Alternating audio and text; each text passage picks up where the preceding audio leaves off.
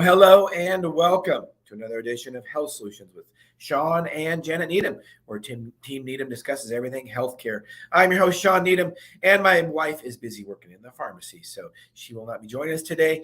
But I am super excited to have Jenn Palazzo on our podcast today. She is a physical therapist, actually, and she is a strength coach. She's a fitness enthusiast, and I'm excited for her to be talking about strength training and the importance of strength training today. As you know, at Health Solutions, we talk about the importance of strength training all the time, whether you're male, whether you're female, and no matter the age. So, Jenn, without further ado, welcome to our show. Thank you very much. Yeah, I'm excited to be here. So tell us a little bit about your history and being a physical therapist and now being a strength coach. How did that all work out? So I started as a physical therapist back in about 2001, and I worked in a variety of settings. And I started off actually working in a clinic that saw mostly workers' comp patients. And it was very frustrating because there was a really low motivation for people to actually want to improve. The longer they treated, the more money they got out of their claim. So they just wanted to go as long as they could because it got them out of work. And it was actually really disheartening. So I actually left doing physical therapy for a while. I still did it on the weekends at the hospital, but I worked in an insurance setting. And then after about 7 years, I went back to it again. And I was like, okay, I'm ready to give it another shot. I started working in a setting that was geriatrics. So it was 55 and older, but mostly independent living. So people that were still active and out and about, but they were over 55. And I found them to be a much different clientele than my prior setting. So they were actually excited about doing some of the exercises and getting stronger. And it was actually really cool because, you know, there's some stigma out there with people getting older and that they're not able to make the same kind of strength gains and see the same kind of success or focus as much on building muscle as the younger population. And it's definitely not the case. Yeah, we talk about that often about, age should not be a factor. You can progress. I mean, eventually age does catch up with you. There's no doubt about it. But, the more we train, the more we do resistance training or cardio or whatever, the more progress we can make. So usually the reason people, start quote unquote aging is because they just stop moving like that. Correct? Yeah, that's true. And actually, I was taking a course the other day that was really interesting. And it was talking about, as you age, how a lot of people will lose on average about 1% of strength per year.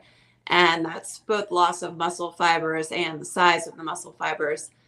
But they were talking about whether or not that actually came just because of, normal aging of tissues, or if the results are because people tend to be sitting on the couch when they get to that age. So what's truly causing the issues? But if you look at some of the results that people have gotten as they've gotten older, I mean, there was somebody who was 85 who did the Ironman. So it's pretty phenomenal. Well, I'm a mountain bike racer, and I will tell you, one of the most competitive classes is the 50 plus class. Because a lot of those guys that have been doing it for many, many years, they're just as fast, if not faster than they were in their 20s. And partly just because they never stopped doing it. And if you look at some, like for instance, a bike time trial, the world's fastest time, I don't know what it is, like for an hour time trial. I'm not sure how many miles it was, but there's a 55-year-old guy that's like 20 seconds behind him. I mean, so as long as you keep training, you can keep your strength up. Absolutely. But I think one of the things too that's kind of interesting is you really have to focus a lot on mixing up what you're doing, balancing your muscles, and being careful of injury prevention as you start to get older in your training, because some of those repetitive motions can catch up to you. And if you do end up injured, it's important to fully heal before you really jump back into a full program, because they found one of the things that has happened is that, you start to get arthritis, start to get some degenerative type other medical conditions that just happen as a part of aging. And some of the people who are, excited and determined to keep working out, they'll hop back in without resting enough, which I've done myself in my own training. And, as you get older, that's definitely a mistake, and it could, take you out for much longer from your workouts. So, well, I think that's one of the most important things. And one of the reasons we should have a coach, especially as we age, because it's not what they tell us to do as much as what they tell us not to do. And recovery as we age is so important. It is when we're younger also, but it's so important as we age because we need more recovery. We can't work out the intensity or the duration that we used to when we were younger. And that's okay. You just need to schedule that into your plan and actually recover more, correct? Yep, that's true. And then be careful about things like taking vitamins if you need them to supplement, and getting your water and all of that kind of stuff, which is important for everybody, but even more important as you get older. Another thing that's really important too is warm-ups as a part of your exercise. So warm-ups are good for any age, but I have 2 teenage boys, and I laugh because they'll just hop right into Right. squats, the full weight. And I look at them and I'm like, I think my legs would just break in half if I did that. Right. So I have to stop and think okay, maybe my muscles need a little bit more warm up now because I'm a little stiffer when I move than I used to be when I was younger. So looking at things like that. And then, is your warm up appropriate for what you're doing? If your warm up is, that you're going to do some lunges down the gym, but you're doing shoulder workout, well, that's not really warming up your shoulders as much as you want them to. So I think that's an important consideration too. Well, and what about cool down? Is cool down important also? Yeah, cool down is good too. It's interesting because I was looking the other day at this, like a lot of the traditional workouts, at least the ones I had done, you'd have like warm up in the beginning, and then you would work out, and then cool down would end up being like abs. We'd do abs at the end and maybe a little bit of stretching, and that was about it.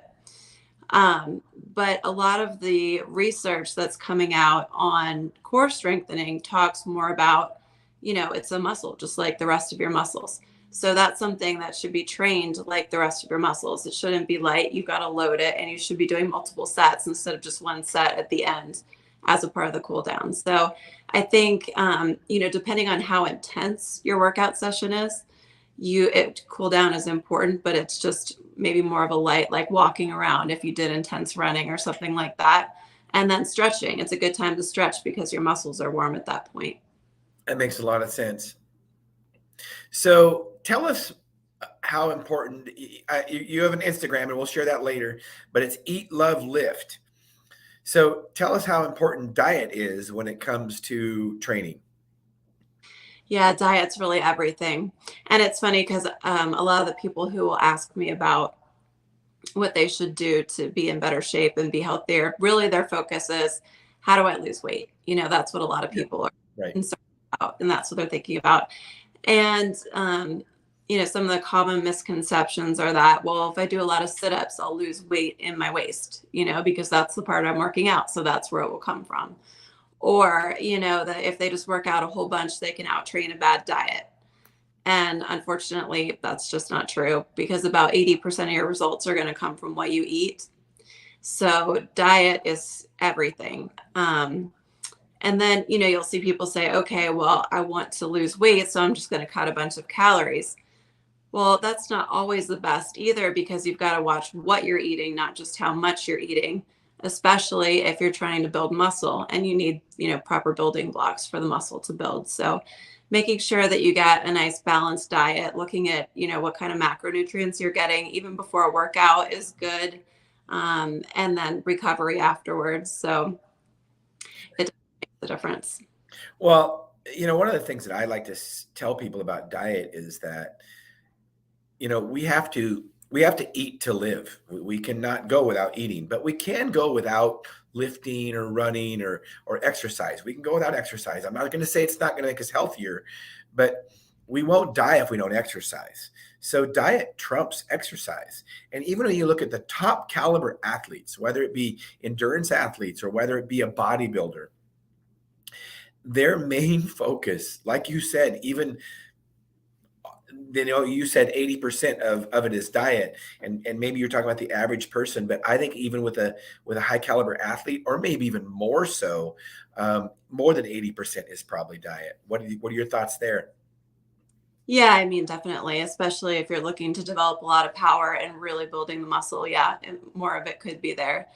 I think that diet is maybe this is my opinion, but maybe a little harder to change than working out. Like sticking in a workout, that might be a little easier than having to say, gosh, I can't have chocolate cake every day anymore. Like that to me, the sticking in, okay, well, I'll run so I can still have my cake, but it just doesn't work that way.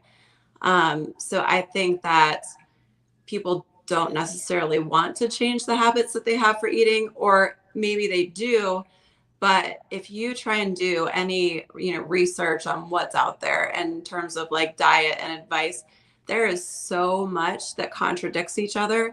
It is so confusing. So like, let's say you have somebody who's like, okay, I get it. It's not just the training. I need diet. I need to support my body in putting on muscle, or losing weight.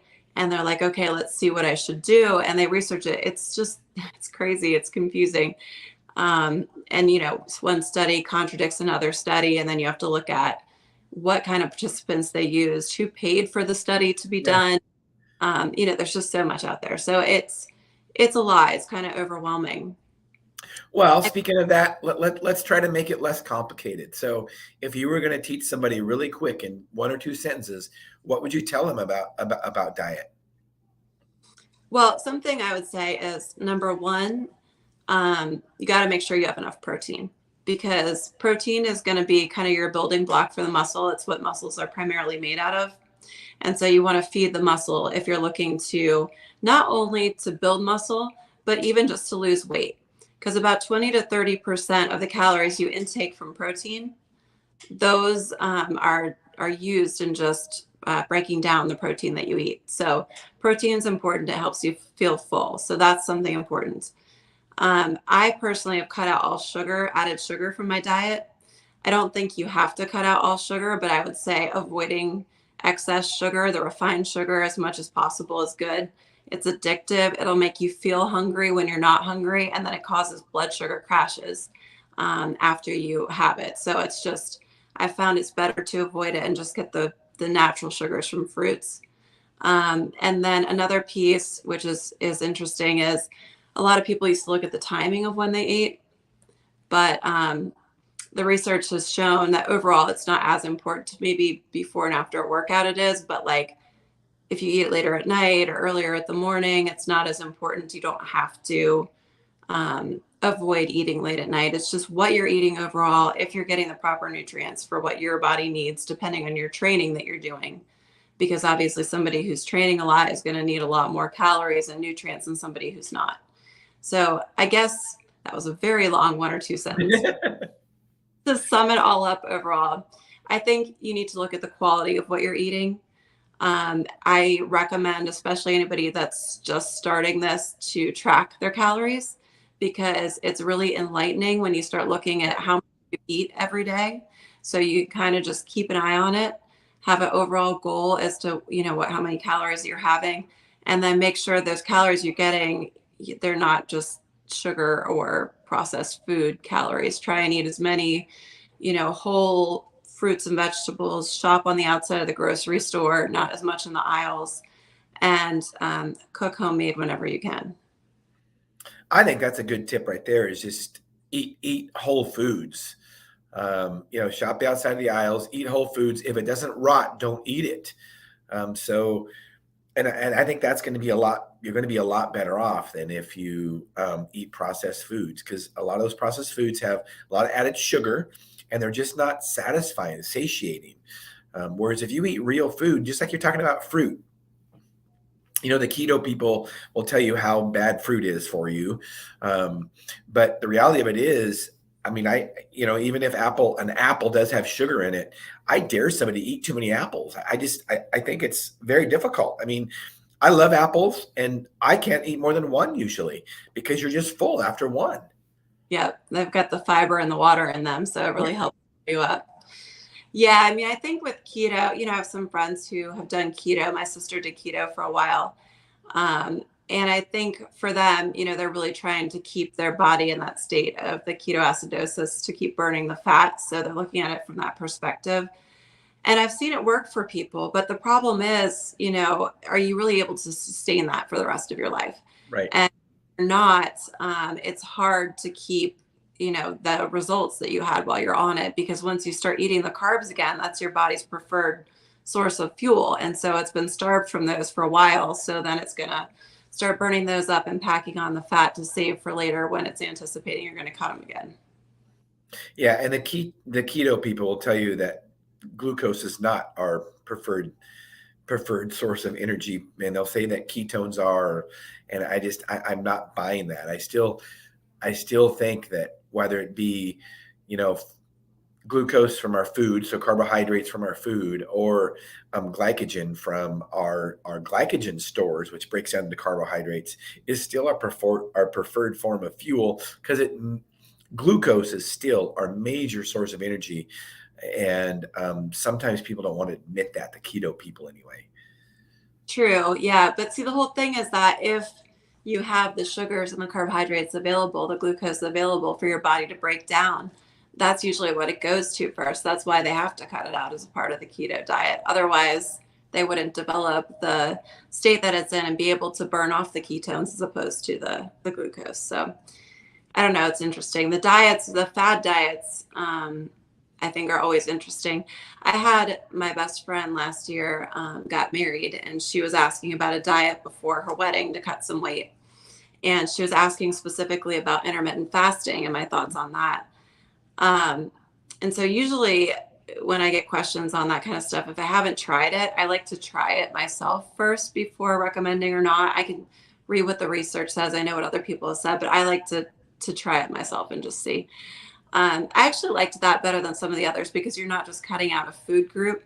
But I think, I think the way that works is more that you're limiting like the late night snacking, right? Which is where people are eating a lot of sugary stuff right before they go to bed. And so you're cutting out kind of that part and limiting the time period. There's, theories on letting your digestive system rest and the benefits of that. And then that you're supposed to have more energy and that kind of stuff. So I don't know that I felt more energy, but I think it did help with being able to restrict the amount of calories just because you're not eating over such a big spread of time. Yeah. Once your body gets used to it, it wasn't so difficult. But as long as you're keeping track of eating healthy stuff during that period of time and not just saying, okay, well, I'm strictly eating during 6 hours a day, but I'm going to eat whatever I want, then, that's kind of a good go-to diet that doesn't completely cut out a food group. Well, I have seen people that do intermittent fasting, and what do they call it? 20 and 4 or whatever, if you can eat 4 hours a day or whatever. And sometimes in that 4 hours a day, they just eat complete junk. And that to me doesn't make a lot of sense. I still think you should focus on good, high quality, satiating foods, just real food. And I will tell you, I think intermittent fasting is probably, if we can call it a fad diet, it's probably one of the ones that I would recommend the most. And I kind of do it myself, depending on my workout schedule. I mostly fast 16 hours a day, but sometimes 24, depending on my workout schedule.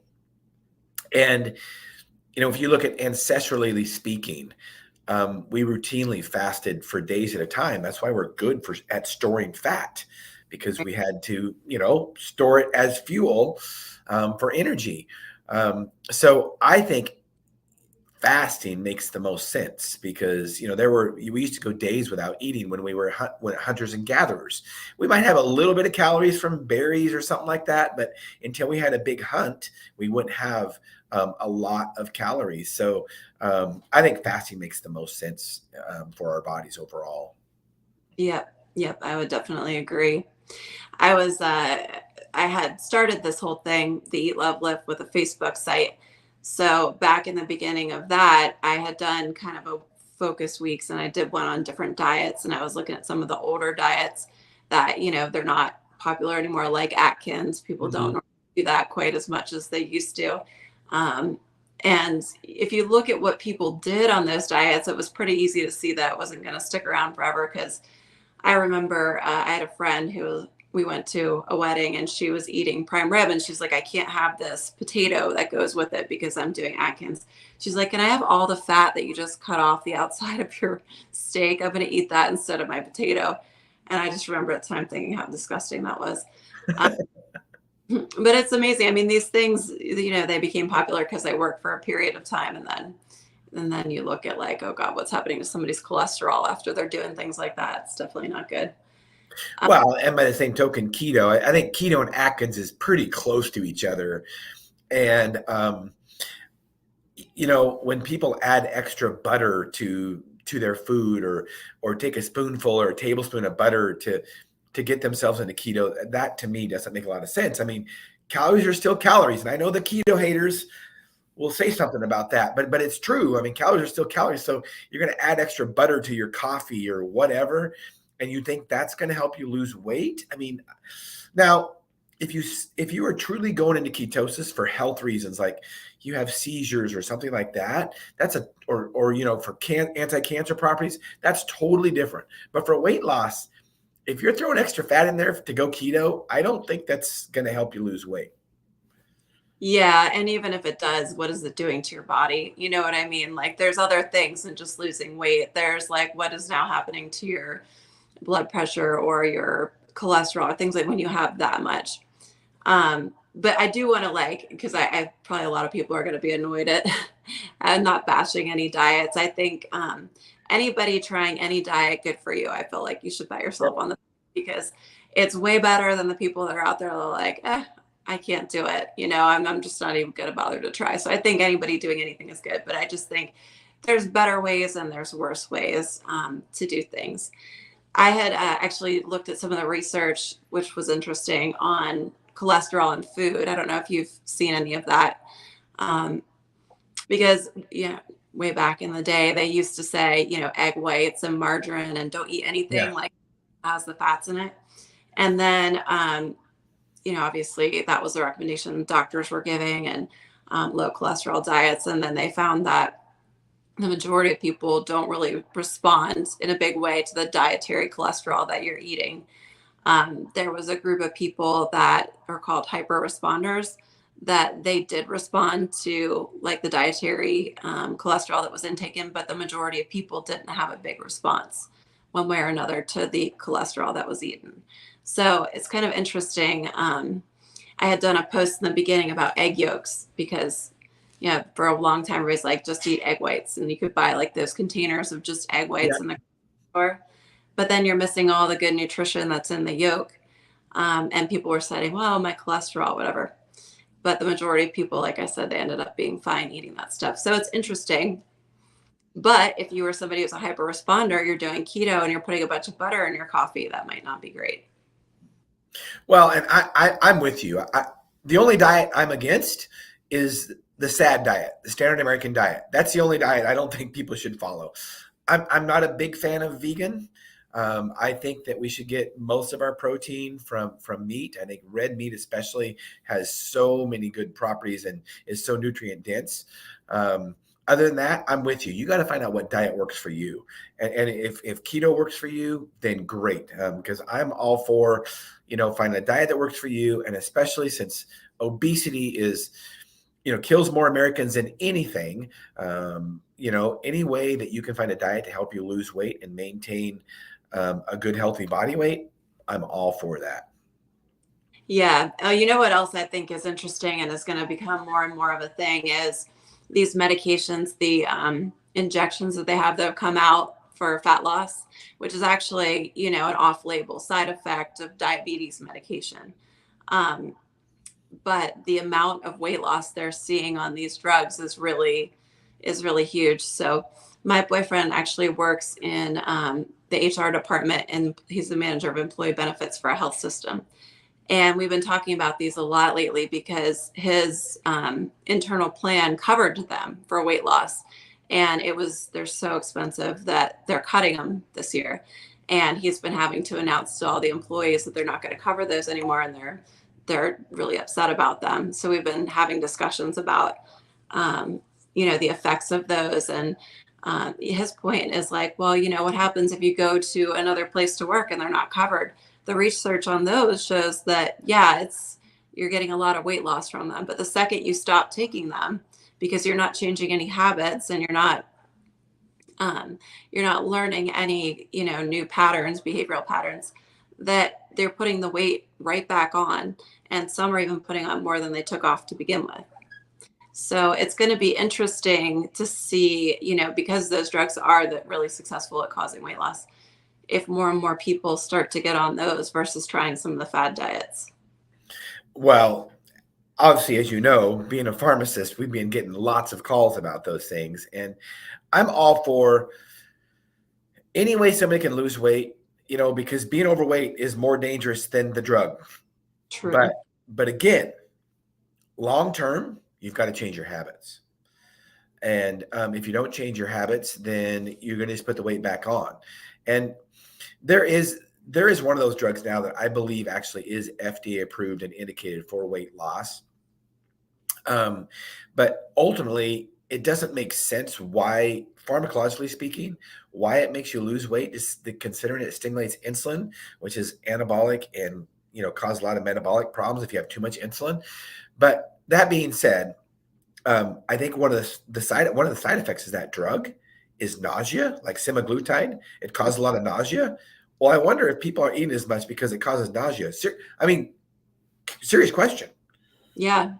No, that's an interesting thought. And if that is the case, do you really want to take that forever and have the nausea side effect forever? Right.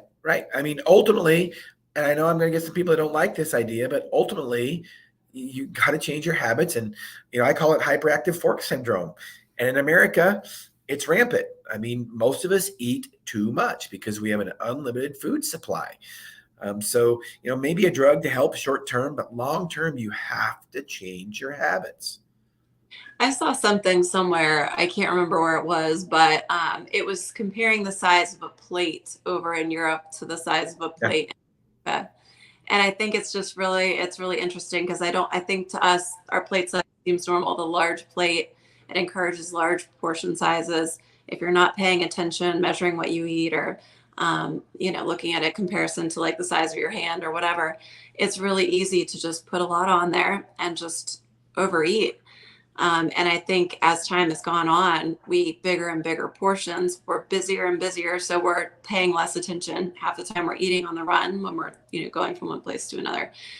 And I just think unless you're really focused on it, it's so easy to not pay attention to that and then end up somewhere you don't want to be with your weight. Absolutely. So Jenn, as we wind up this podcast, first of all, I appreciate you being on. You've got a wealth of knowledge about fitness, health, diet, exercise. I want you to tell us what your passion is. What do you have a passion for? Actually, I know it's going to sound super cheesy, so you can laugh at me, but I really like to help people. I think that's why I got into physical therapy to begin with. And so kind of my hope with this Eat, Love, Lift was to be able to reach kind of a wider range of people and give some kind of advice. A lot of my stuff is on the workouts that I've created. And I try to make a real different and kind of some of them fun, because I think if you can keep fitness different, fun, you're more likely to stick with it for a longer period of time. And so I think I just kind of hope that I can even inspire one or two more people to get excited about fitness, to get excited about their diet, to start feeling better as they start to see results and maybe change their lifestyle. And if so, then I feel good about it. Awesome. I love it. So here's your Instagram. Tell us a little bit about your Instagram if somebody wants to get a hold of you. Yep. So you can send me a direct message on Instagram to get a hold of me. That's probably the easiest way.